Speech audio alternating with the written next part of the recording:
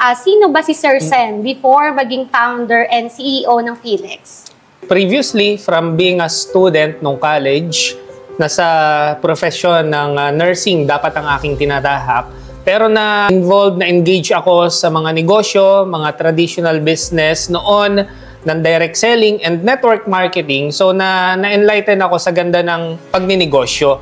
Kaya from medical or from healthcare field ay napagdesisyonan ko na mag-stop ng pag-aaral at mag-shift into marketing.